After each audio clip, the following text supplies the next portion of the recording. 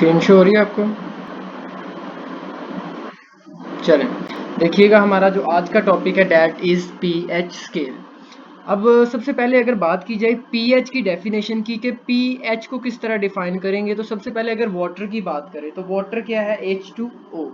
जब water H2O self ionise होता है, सेल्फ आयोनाइज क्या होता है कि जब खुद ही आयंस में टूटेगा, आयंस कौन कौन से बनाएगा? H पॉजिटिव बनाएगा और OH नेगेटिव बनाता है। तो वाटर क्या करता है? खुद ही आयोनाइज होता है और आयोनाइज होकर H पॉजिटिव और OH नेगेटिव आयंस बनाता है। That is known as self ionisation या ऑटो आयोनाइजेशन ऑफ वाटर होती है। तो यहाँ पर सेल्फ आयोनाइजेशन और ऑटो आयोनाइजेशन को डिस्कस करने का मकसद ये है कि आपको पीएच की डेफिनेशन बताई जाए। तो जब वाटर आयोनाइज होता है ये क्या बनाता है? H पॉजिटिव आयन बनाता है और OH नेगेटिव आयन बनाता है।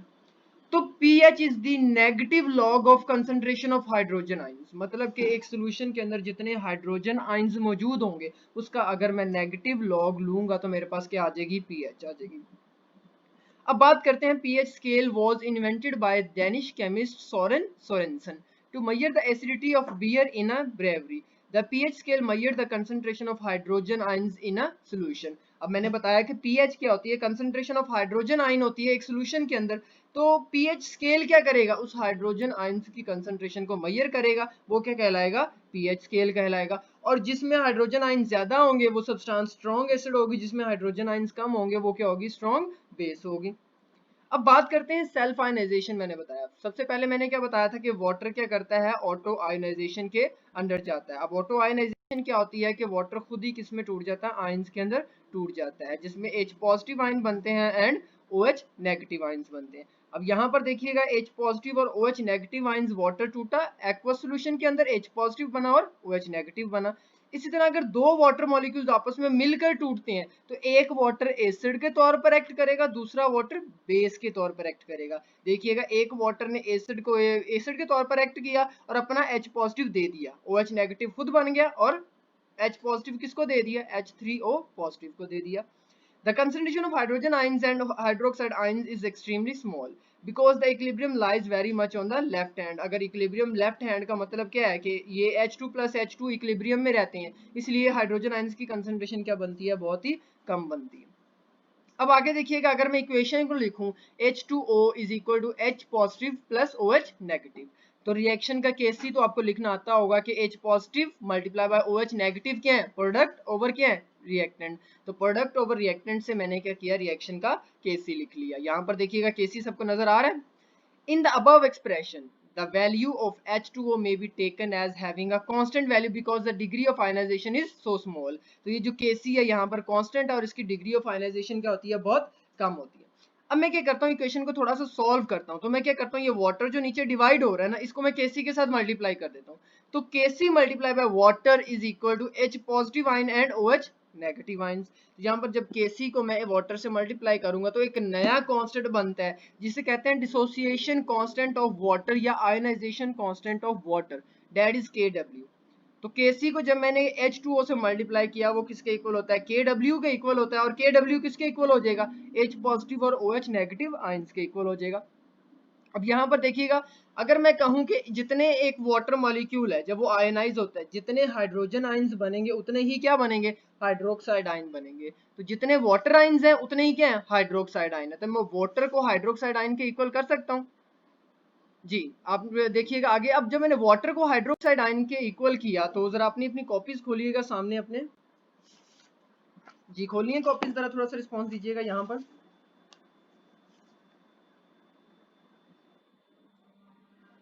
चलें, अब देखिए कि जब आप लिखेंगे ना पिछली इक्वेशन को कि Kw is equal to H positive ion and OH negative ion, लिख लिया आपने?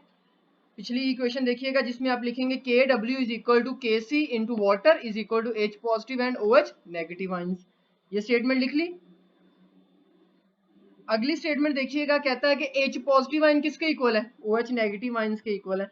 तो अगर मैं H पॉजिटिव को OH नेगेटिव आयंस के इक्वल करता हूं तो मेरे पास, अगर मैं यहाँ पर नीचे इक्वेशन में OH नेगेटिव की जगह H पॉजिटिव पुट कर दूं तो H पॉजिटिव मल्टीप्लाई बाय क्या आ जाएगा? H पॉजिटिव आ जाएगा। तो यहाँ पर नीचे मैं इक्वेशन के अंदर लिख सकता हूँ H पॉजिटिव का स्केयर, या नहीं लिख सकता? समझ आई यहाँ पर? Kw is equal to H positive का स्केयर। जी बेटा, हाँ यहाँ पर मैं आगे देखिए बताता हूँ आपको, अगर सॉल्व किया हुआ जी नहीं। जी समझ लगी यहाँ तक या नहीं आपको? K W is equal to H positive का स्क्वायर कैसे आएगा? जी मुजम्मिल बेटा, अच्छा दोबारा सुनिएगा। एच पॉजिटिव को आपने ओ एच नेगेटिव के इक्वल कर दिया। अब जहां पर H पॉजिटिव है वहां पर क्या, सॉरी OH नेगेटिव जहां जहां पर लिखा हुआ ना पिछली इक्वेशन के अंदर KW वाली, वहां पर क्या पुट कर दो, H पॉजिटिव पुट कर दो। तो जहां पर आप पुट करेंगे H पॉजिटिव तो वो किसके इक्वल हो जाएगा, H पॉजिटिव के स्क्वायर के इक्वल हो जाएगा। और जब H पॉजिटिव का स्क्वायर वहां पर आएगा आप क्या करोगे, KW is equal to H positive का स्क्वायर। पहले बड़ी बात या नहीं पड़ी? अब आप क्या करोगे, इक्वेशन का अंडरवुड लोगे।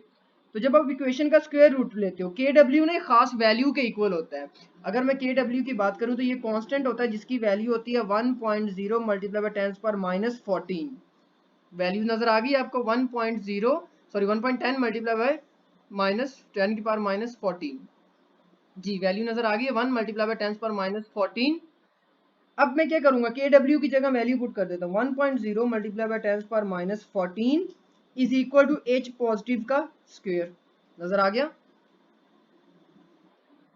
अब देखिएगा, आप इस पूरी वैल्यू का अंडर रूट लेंगे, इक्वेशन की दोनों साइड पे जब आप स्क्वायर रूट लेंगे तो स्क्वायर रूट लेने से क्या होगा, आपके पास एच पॉजिटिव के ऊपर वाला स्क्वायर खत्म हो जाएगा और इधर क्या आ जाएगा आपके पास, H positive is equal to 1.0 multiply by 10 पर माइनस 7 आ जाएगा।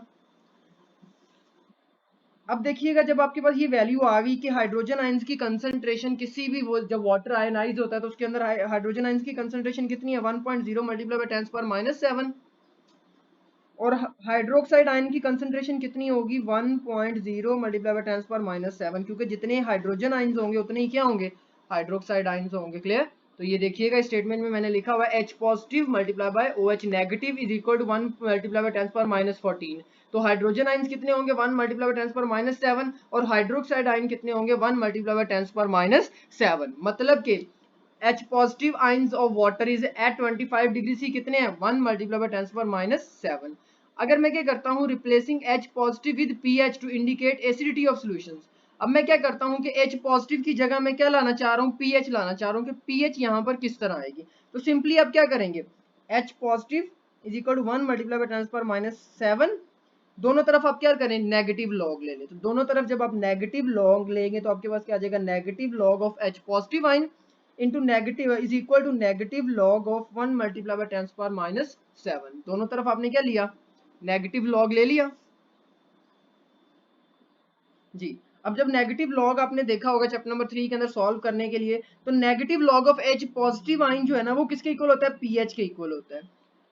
इज इक्वल टू आपके पास क्या आ जाएगा, नेगेटिव लॉग 1.0 मल्टीप्लाई बाय 10 पर माइनस 7। तो आप जब दो चीजें आपके पास मल्टीप्लाई हो रही हो लॉग के बाद तो आप दोनों को क्या करते हो, ऐड करते हो। तो आपके पास क्या हो जाएगा, नेगेटिव लॉग 1 आपके पास प्लस इनटू आपके पास ब्रैकेट लिखे नेगेटिव लॉग 10 पर माइनस 7।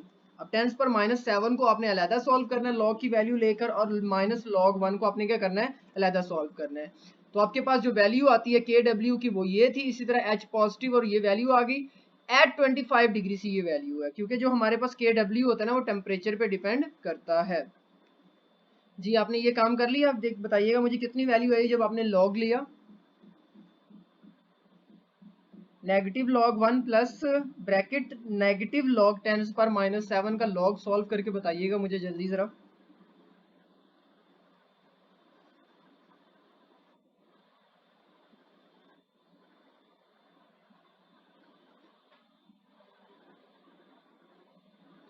जी बेटा कर रहे हैं सॉल्व, जल्दी करें।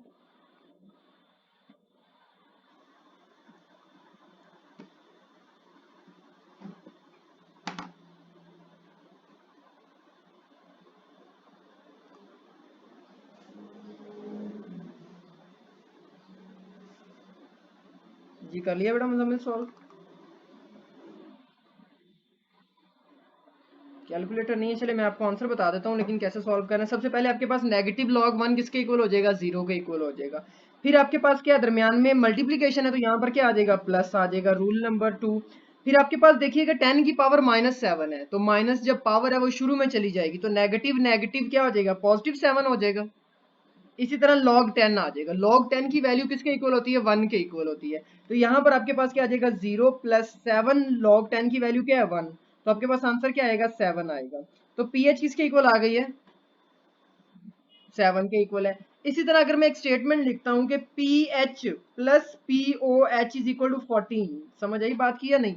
मतलब कि अगर मैं पीएच और पीओएच को जमा करूंगा तो आंसर मेरे पास किसके इक्वल आना चाहिए? 14 के इक्वल आना चाहिए। क्यों? जितने ही हाइड्रोजन आयंस होते हैं उतने ही क्या है? हाइड्रोक्साइड आयन है। तो जितनी उसकी कंसंट्रेशन ऑफ हाइड्रोजन आयंस, मतलब कि जितनी पीएच है उतनी ही क्या होनी चाहिए? उसकी पीओएच होनी चाहिए। तो pH plus pOH is equal to 14, मतलब कि अगर 7 प्लस 7 करूं तो आंसर किसके इक्वल आता है? 14 के इक्वल आता है। मगर मेरी पीएच 7 आई है तो पीओएच भी कितनी आनी चाहिए? 7 आनी चाहिए। जो सेम मेथड मैंने पीएच को निकालने के लिए यूज किया है, आप यहाँ पर एच पॉजिटिव की बजाय ओएच नेगेटिव आयंस को लिख ले। मतलब कि negative log of OH negative ion is equal to negative log of OH negative ions की जो कंसंट्रेशन है 1.0 मल्टीप्लाई बाय 10 पावर -7, उसको पुट करें, आपके पास जो आंसर आएगा POH आएगा।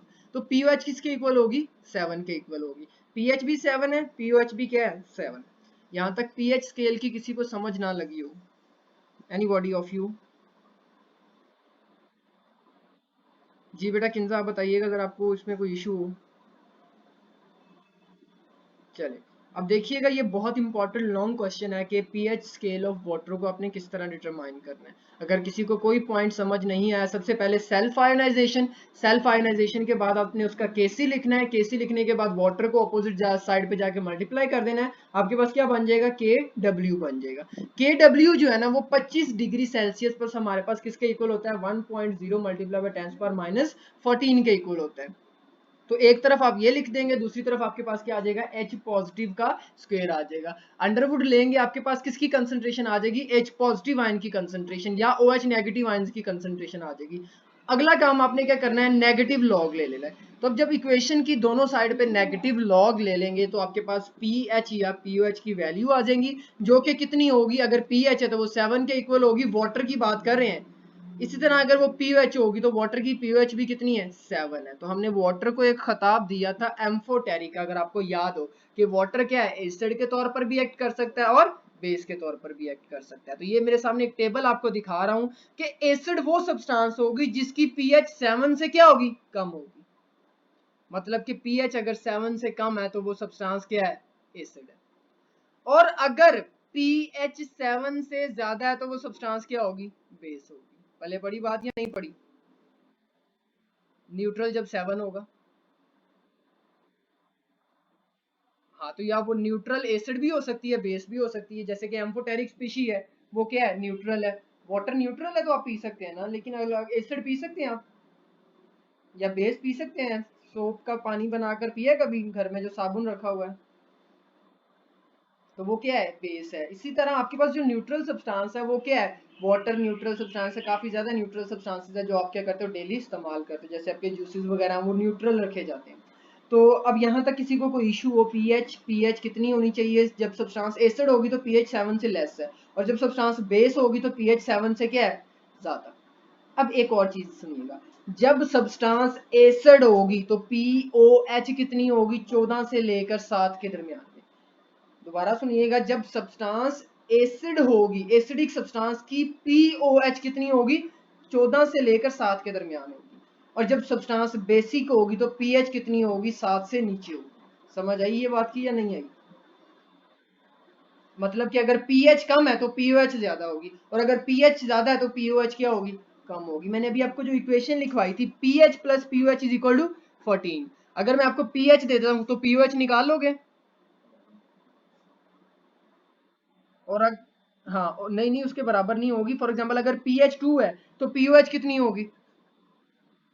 4 नहीं होगी बेटा, 2 उधर जाके 14 में से माइनस हो जाएगा, तो पीओएच कितनी होगी? 12 होगी। इक्वेशन देखे ना, पी जी, pH plus pOH is equal to 14 है। तो अगर मैं पीएच या पीओएच में से किसी एक की वैल्यू देता हूं तो आपने क्या करना है? दूसरी की वैल्यू इस इक्वेशन में से कैलकुलेट करनी है, खुद ही तुक्के नहीं लगाने। क्लियर? अब देखिएगा के डब्ल्यू के बारे में बताता है कि जो के डब्ल्यू, जिसको हम डिसोसिएशन कांस्टेंट ऑफ वाटर कहते हैं, ये क्या करता है कि टेम्परेचर डिपेंडेंट होता है। मतलब कि 0 डिग्री सी पर अगर मैं वैल्यू फाइंड करूंगा तो उसकी कुछ और आएगी, 10 डिग्री पे करूंगा तो कुछ और आएगी, 20 पे करूंगा तो कुछ और आएगी, 25 पे करूंगा तो कुछ और वैल्यू आएगी, 30 पे चेंज होगी, 40 पे चेंज होगी, 50 पे क्या होगी, चेंज होगी। मतलब कि अगर मेरे पास dissociation constant of pure water है तो वो क्या होता है, अगर मैं टेम्परेचर बढ़ाऊंगा तो डिसोसिएशन कांस्टेंट क्या होता है, डिक्रीज होता है। पहले बड़ी बात ये नहीं। के W is temperature dependent, question आता है कि इस के सी और के डब्ल्यू में से कौन सी चीज टेम्परेचर डिपेंडेंट है, तो कौन सा के टेम्परेचर डिपेंडेंट है, के सी टेम्परेचर डिपेंडेंट नहीं होता, लेकिन के डब्ल्यू क्या है, टेम्परेचर डिपेंडेंट होता है। क्लियर। अब हमने क्या करना है कि कैलकुलेशंस एंड प्रैक्टिस करनी है कि for example you will need to memorise the following. आपने जो चीजें याद रखनी है वो क्या है, एच पॉजिटिव आयन की concentration, O H negative ion की कंसंट्रेशन क्या होगी, ये 10 जो है ना यहाँ पर लॉग को रिप्रेजेंट कर रहा है, तो negative log of H positive ion किसके इक्वल होता है, पी एच के इक्वल होता है, और negative log of O H negative ion किसके इक्वल होता है, पी ओ एच के इक्वल होता है। देखिएगा नीचे स्टेटमेंट मैंने उसको एलैबोरेट किया है, P H is equal to negative log H positive ion and P O H is equal to negative log, log की बेस कितनी होती है, 10 होती है, ओ एच नेगेटिव आयन। और नीचे तीसरी स्टेटमेंट जो मैंने अभी आपको बताई कि P H plus P O H किसके इक्वल होता है, 14 के इक्वल होता है। क्लियर यहाँ तक तीनों स्टेटमेंट्स। जी, यहाँ तक आपने कल करके आना है इंशाल्लाह। जो नेक्स्ट टॉपिक हमारा होगा डैट इज इंडिकेटर। तो ये पीएच स्केल जो है ये बहुत इंपॉर्टेंट है। एक डायग्राम मैंने आपको और दिखानी, देखिएगा जरा, वेट कीजिएगा। जी, ये स्टेटमेंट देखिएगा, सामने नजर आ रही है आपको। आपके सब पास कुछ सब्सटेंसेस क्या हैं, एसिडिक हैं, और कुछ सब्सटेंसेस क्या हैं, बेसिक हैं। अब वो कहता है कि मोर बेसिक सब्सटेंसेस और मोर एसिडिक सब्सटेंसेस नीचे की तरफ है। अगर पीएच 0 से लेकर 6 तक है तो सब्सटेंस क्या है, एसिडिक है, और रेड कॉलम के अंदर मैंने दिखाई हुई है। अगर सब पीएच जो है ना वो 7 से अबव है, 14 तक है, तो वो सब्सटेंसेस क्या है, बेसिक है। तो अब देखिएगा अगर पीएच 0 है तो पीओएच कितनी है, 14। नजर आ रही है या नहीं आ रही है, आपकी बुक में टेबल बना हुआ है, वहां पर थोड़ा सा गंदा सा बना हुआ है, इसको मैंने नीट दिया है। 0 से 14, अगर पीएच 0 है तो पीओएच कितनी होगी, 14। अगर पीएच 14 है तो पीओएच कितनी हो गई है, 0 होगी। दोनों क्या है, एक दूसरे के ऑपोजिट है। तो पीएच अगर 7 है तो पीएच भी कितनी है, 7। मतलब कि अगर 7 प्लस 7 किसके इक्वल होता है, 14 के इक्वल होता है। साथ में मैंने एग्जांपल्स भी दी हुई हैं, देख लीजिएगा, आपको नजर आ रही हैं। सबसे ज्यादा जो गैस्ट्रिक जूस है उसकी पीएच कितनी है, 1। इसी तरह 1 और 2 के दरमियान में होती है। लेमन जूस की पीएच 3 होती है, कोला विनीगर की 3 होती है, वाइन की 3 होती है, टोमेटोज की 4 होती है, बनाना की जो बनाना के अंदर पीएच होती है वो 4 होती है, ब्लैक कॉफी की जो पीएच होती है वो 5 होती है। आपका जो रेन होती है उसकी पीएच 6 और 5 के दरमियान में होती है। सलाइवा जो आपकी पीएच 6 और 7 के दरमियान में होती है। ह्यूमन के जो टीयर है उसकी पीएच 7 होती है। अंडे की जर्दी, स्वी वाटर है, टीयर्स है, मिल्क है, इसकी पीएच 7 की इक्वल होती है। बेकिंग सोडा बेसिक होता है, उसकी पीएच 8 होती है। बोरेक्स की पीएच 9 होती है। इसी तरह सोडियम हाइड्रोक्साइड बेस है, इसकी पीएच देखिएगा 13 और 14 के दरमियान में। मतलब कि the strong base is P NaOH है, तो NaOH को बेस रिप्रेजेंट किया गया है। और एसिड जो गैस्ट्रिक जूस है वहां पर कौन से एसिड होते हैं, HCl, तो HCl की पीएच कितनी है, 2 है। तो यहाँ पर डिफरेंट एसिड्स हैं, उनकी डिफरेंट पीएच, पीओएच, उनके अंदर हाइड्रोजन आयंस की कंसंट्रेशन गिवन है। अगर मैं क्वेश्चन देता हूँ कि आपके पास हाइड्रोजन आयंस की कंसंट्रेशन दी गई है तो पीएच कैलकुलेट करें, तो कर लेंगे। कैसे करेंगे, एच पॉजिटिव आयन का नेगेटिव लॉग ले लेंगे दोनों इक्वेशंस पे, और आपके पास क्या आ जाएगा, पीएच आ जाएगी। अगर मैं OH नेगेटिव आयन की कंसंट्रेशन देता हूँ, OH नेगेटिव आयन से फिर आप क्या लगाएंगे, पीओएच वाला फॉर्मूला लगाएंगे। लेकिन मैं क्वेश्चन कहता हूँ कि OH नेगेटिव आयन की कंसंट्रेशन दे देता हूँ और पीएच पूछ लेता हूँ, फिर क्या करेंगे। जब मैं OH नेगेटिव आयन की कंसंट्रेशन दूंगा पहले आप पीओएच ही निकालेंगे, लेकिन पीओएच निकालने के बाद अगला काम आप क्या करेंगे कि उसको pH plus pOH is equal to 14 वाले फॉर्मूला में पुट करके ना पीओएच को आप पीएच की वैल्यू भी वहां से निकाल लेंगे। क्लियर यहाँ तक, समझ आई या नहीं आई, कैसे निकालनी है। अगर OH नेगेटिव आयंस की कंसंट्रेशन दी हो तो POH निकालनी है पहले, फिर पीएच की तरफ जाना है। और अगर H पॉजिटिव आयन की कंसंट्रेशन दी हो तो डायरेक्टली आपके पास क्या आती है, पीएच की वैल्यू आती है। यहाँ तक किसी को कोई क्लियर इशू हो बता दीजिएगा, अगर कोई सवाल हो मुझसे।